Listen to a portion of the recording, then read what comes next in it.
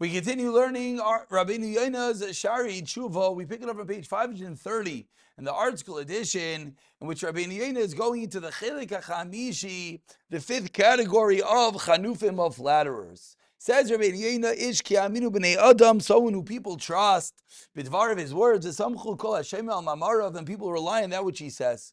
V'yitkavein l'nasei echad ha'am, and he wants to advance the career of one person, or so close to him, because he loves him.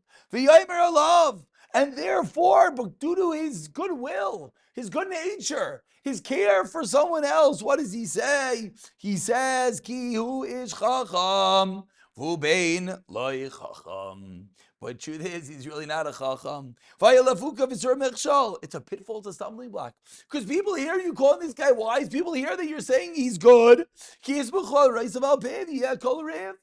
going to rely on you. And therefore, he's going to be asked to do things based on his chachma. And he's going to pervert justice. He's not going to know the answer, and the world will be destroyed. And similarly, say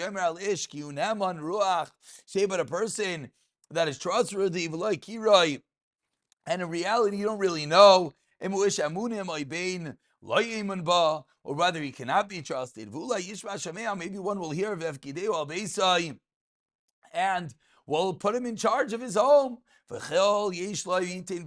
trust him with everything. And later he'll deny, saying, I never knew anything. So again, if someone's relying upon you and you say something out of good nature because you like the guy, but you're painting a picture which is an MS, that's a form of chanufa which could be completely and terribly destructive. Says Rabeinu Yona Amar Rabbeinu teaches Gemara Sanhedrin Kolama Midayon Shinahagin Kilunata Asherah. If you point a judge which is not fitting, as if you planted an Asherah tree. But Makom Tamachacham Kilunata Yitzal Mizbeach.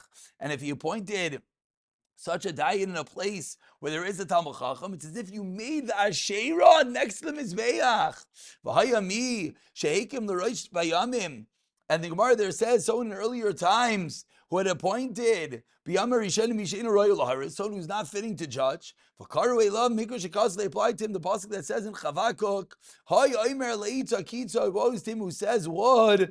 Uri la'even dumam. Wake up. And he says to the stones, get up. Hu yaira, hine hu tafos.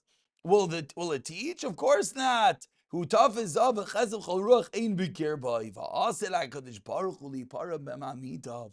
Who's Hashem going to take punishment from? Those who appointed the judge. The judge himself, okay, but he didn't necessarily. But the fact that you appointed someone to such a position, and now we move into the sixth category of flatterers. You could have protested and you did not. And you don't have rebuke on your lips. And he does not look on the actions of the sinner. He's not critical. He doesn't pay attention. And he's not going to tell them off. We're commanded to remove evil from our midst. Says Rabeinu Yona of Amar Rabbeinu teaches Gemara in Shabbos,